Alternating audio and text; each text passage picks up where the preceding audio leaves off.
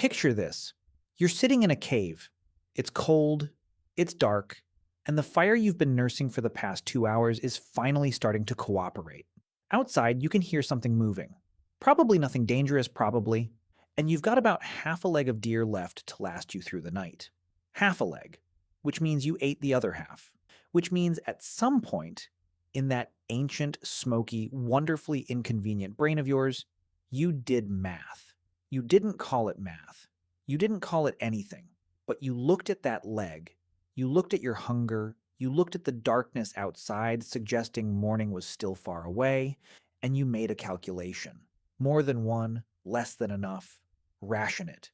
That right there, that tiny, unremarkable, utterly mundane cognitive moment is the seed of everything.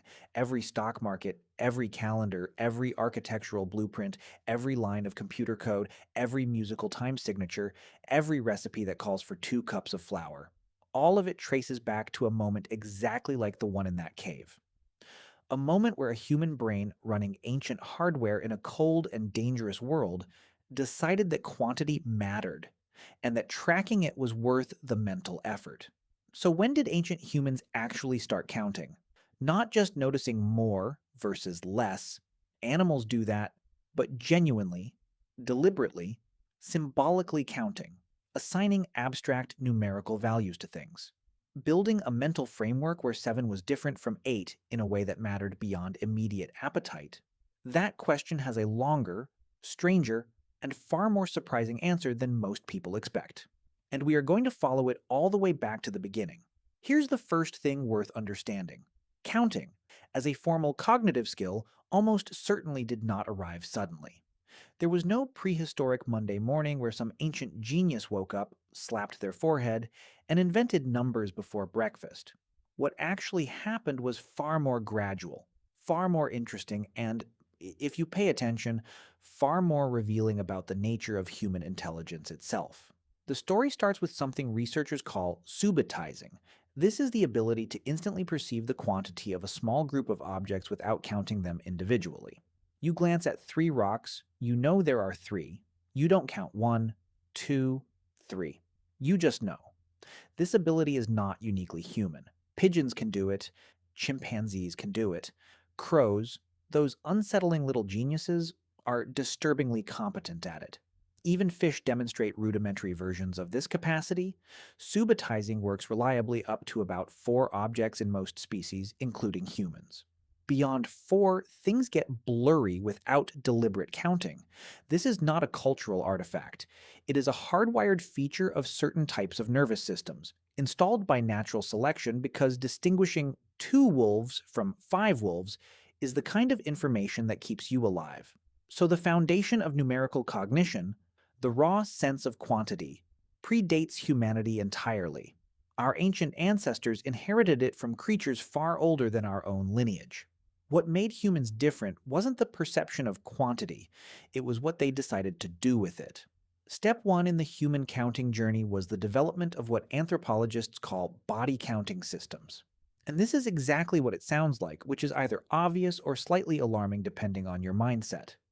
Before any external tool, before any tally mark or bone or clay tablet, the human body was the original counting device. Fingers were the most natural, 10 of them, conveniently attached, always available, requiring no manufacturing or maintenance.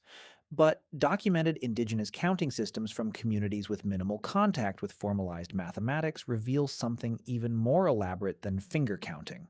Some groups used fingers, toes, knuckles, wrists, elbows, shoulders, ears, eyes, nostrils, moving systematically around the body to track numbers into the 20s, 30s, even higher, using a full inventory of anatomical reference points as a kind of living abacus.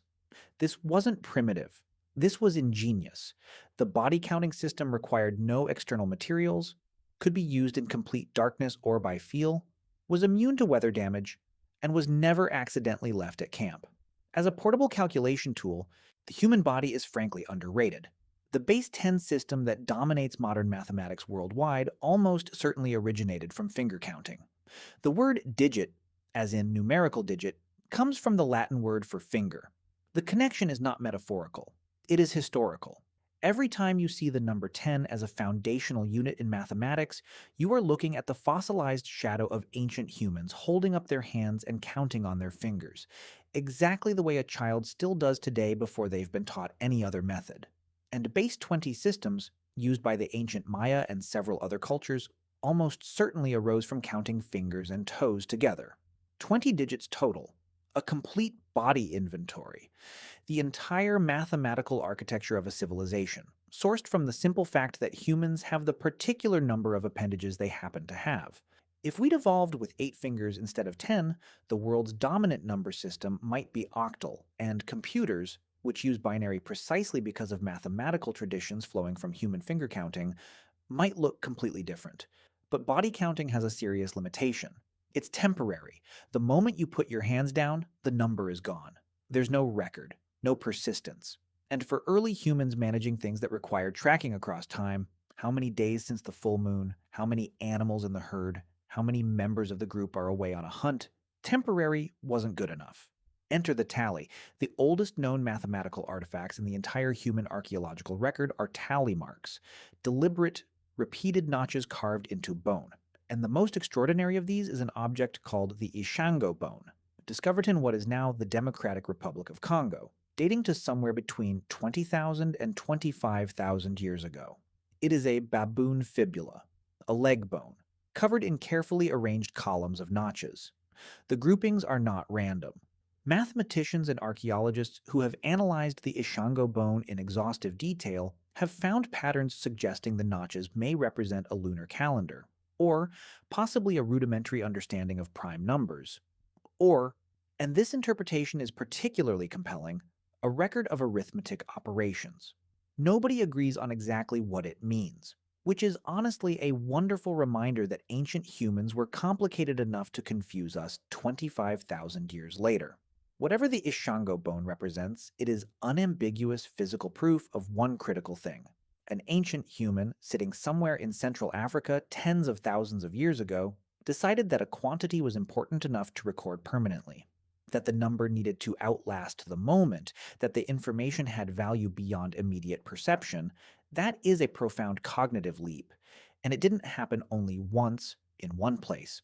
Around the same period, another carved bone was discovered in the mountains of what is now Swaziland, the Lubombo bone, dated to approximately 43,000 years ago, making it even older. It contains 29 notches. 29, the number of days in a lunar month.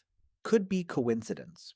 But the fact that similar objects appear independently across multiple sites and multiple time periods suggests something systematic, something deliberate, a widespread human practice of tracking quantities through physical marking. These aren't isolated curiosities. They are the first chapter in the longest story in human intellectual history. Now, here's a question that seems simple but is actually philosophically loaded. What were these ancient humans counting? Because counting is never abstract in its origins. Nobody starts by counting nothing, by generating numbers for their own sake. Counting always begins as a response to something that needs tracking. And when you look at what early numerical artifacts tend to be associated with, a few categories come up repeatedly. Time, specifically lunar cycles. The moon is the most reliable, most visible, most universally available clock in the natural world, and tracking its cycle, 29 and a half days from full moon to full moon, has immediate practical applications. It tells you when to expect seasonal changes, when certain animals will be active, when tidal patterns will shift, when to plant, when to move. A group that could track, lunar cycles had a meaningful advantage over groups navigating the calendar entirely by gut feeling. Animals, specifically herd sizes and individual animals in domesticated or semi-domesticated groups. The shift from pure hunting to herding created an immediate and urgent need for enumeration. If you have a flock of goats and you bring them back to camp at night, you need to know if all of them returned. Counting is not optional when your food supply walks around on its own legs. Shepherds in ancient communities developed counting systems independently, and in some traditional herding cultures, specialized counting vocabularies for animals still survive. Distinct sets of number words used exclusively for counting livestock, separate from the words used for counting everything else. People. Knowing how many members of your group are present, how many are away, how many are healthy, how many are capable of fighting or hunting. This is not abstract concern. This is survival critical logistics. By the way, if you want to go even deeper into the secret lives of ancient humans, I just launched a full course called The Secret Lives of Ancient Humans. 10 modules, 3+ hours of content covering everything we never talk about on YouTube.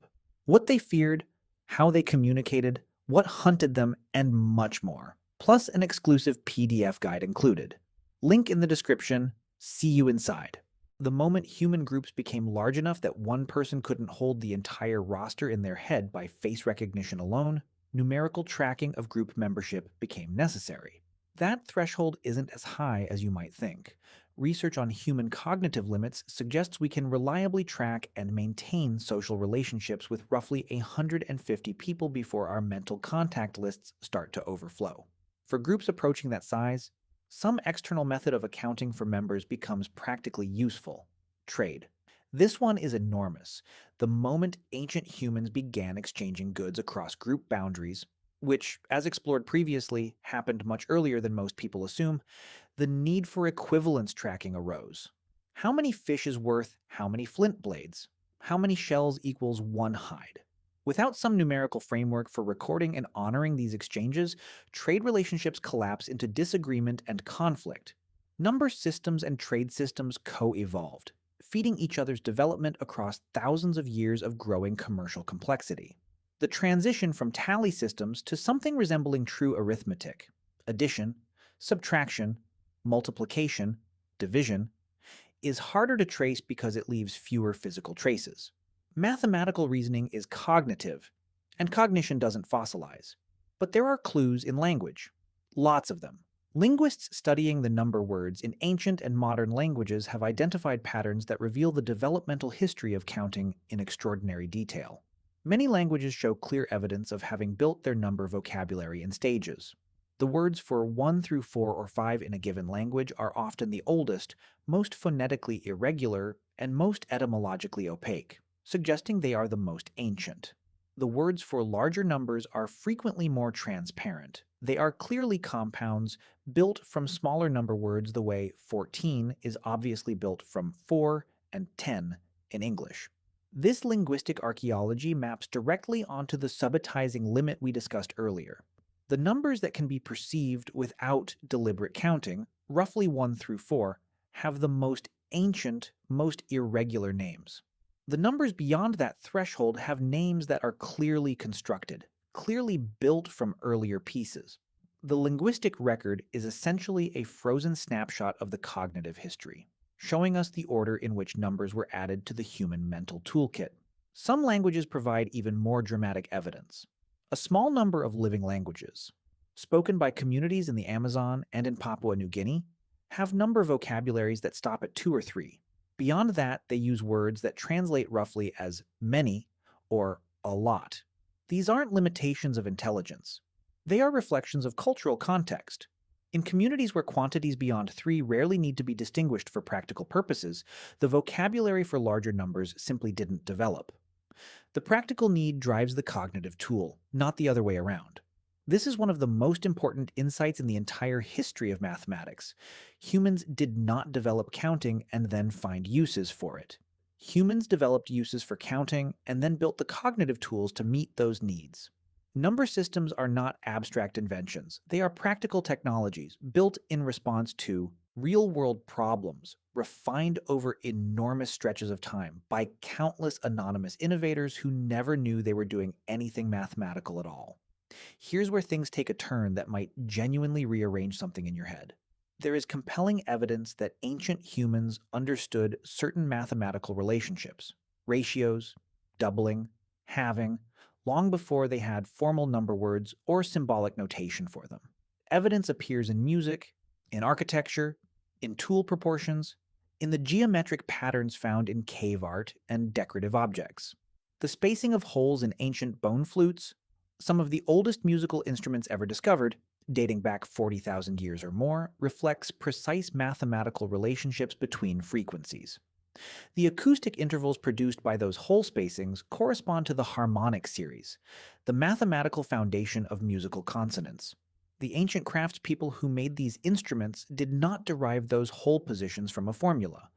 They arrived at them by ear, by trial and error, by the accumulated refinement of a musical tradition passed down across generations.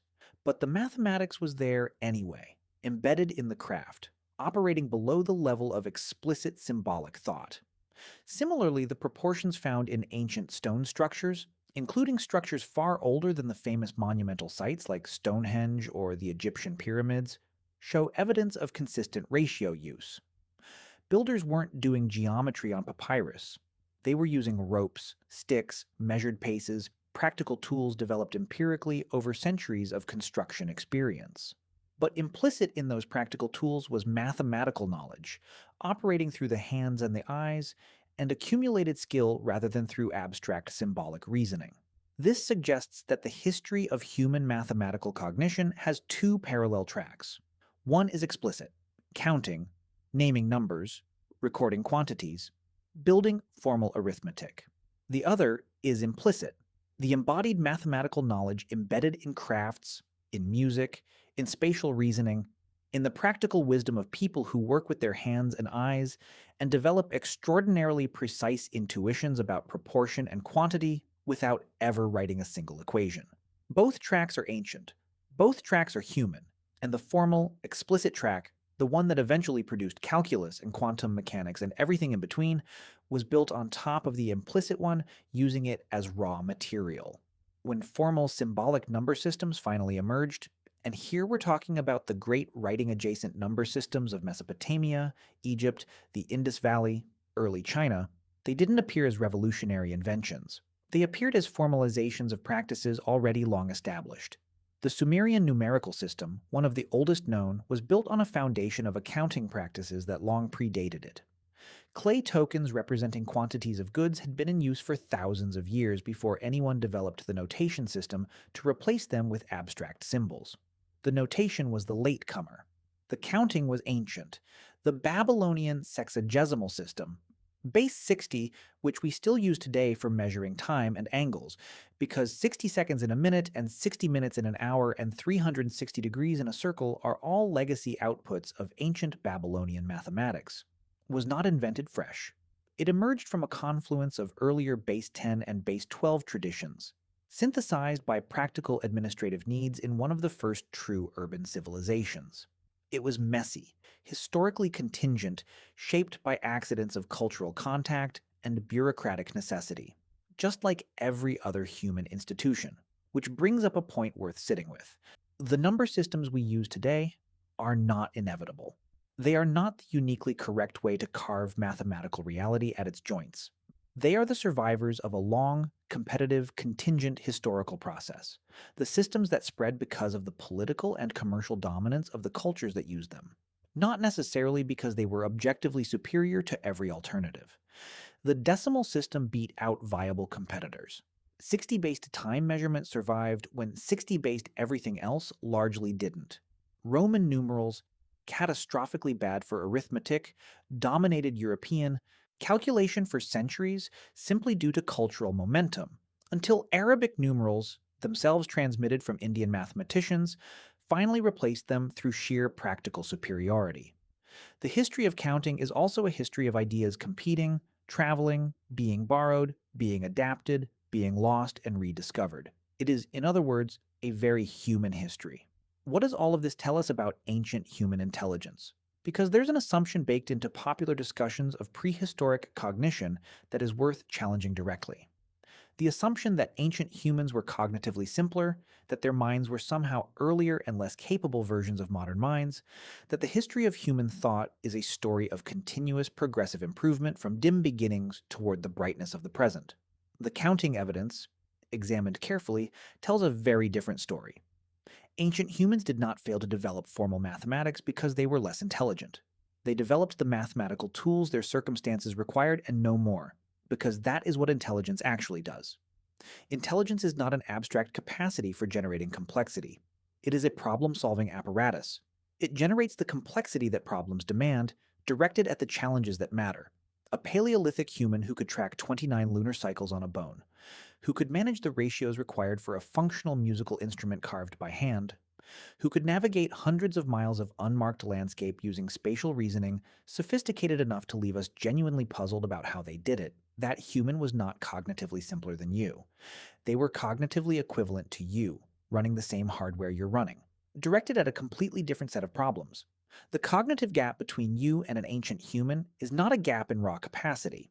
It is a gap in accumulated cultural technology, in the external knowledge, tools, and frameworks that your culture has handed you and that you have built your thinking on top of. You didn't derive calculus from scratch. You learned it because someone else worked it out and the tradition was preserved. Your ancient ancestor couldn't access that accumulated tradition, not because their brain couldn't handle it, but because it hadn't been built yet. Take away every piece of culturally transmitted knowledge you have, every concept, every fact, every skill you learned from someone else, and ask how much mathematics you could produce from raw cognitive capacity alone. The honest answer is humbling. Maybe fingers and toes, maybe tally marks if you thought of it. Your ancient ancestor in the same position would probably do about the same, because you are, neurologically speaking, essentially the same creature. The full journey from subitizing and body counting to tally bones to trait accounting to formal symbolic number systems spans at least 40,000 years of documented evidence and probably much longer in practice, reaching back into a prehistoric period that left no surviving physical record. It is one of the slowest, most patient, most collaborative achievements in human history. No single person invented counting. No single culture developed mathematics. It was a relay race run across hundreds of generations in dozens of independent locations, with each runner handing forward a slightly more developed tool than they received. The Ishango bone and the Labambo bone were early legs of that relay. The clay tokens of ancient Mesopotamia were later legs. The zero, invented in ancient India and transmitted through the Islamic world to Europe, was a particularly crucial handoff that changed everything. The formalization of calculus by Newton and Leibniz, both developing it independently because the underlying mathematical terrain had been prepared by centuries of prior work, was a late race sprint enabled entirely by every step that came before. And right now, wherever you are, with your decimal system and your digital devices, which are themselves just very elaborate binary counting machines, toggling between 1 and 0 billions of times per second, you are carrying forward that relay. You are the latest recipient of a tool being passed along for at least 40,000 years of recorded human effort, and almost certainly far longer than that. The cold cave, the half-leg of deer, the ancient calculation, about whether tonight's food would last until morning. That was the starting gun. Everything else, all of it, every abstraction and formula and algorithm that makes the modern world run, is the race that began in that moment. And here's what gets me every single time I think about it. That ancient human in the cave, rationing their food, doing math they had no name for, they had no idea, no concept of where that cognitive moment would eventually lead. They were just trying to make it to morning. And they did, and so somehow, impossibly wonderfully, did we.